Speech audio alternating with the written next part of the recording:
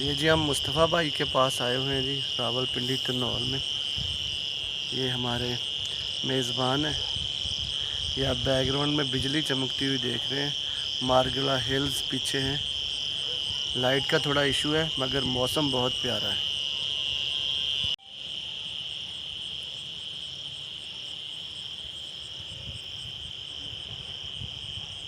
Light बाल ये जी natural चीज़ है ना, पहाड़ नज़र आते हैं।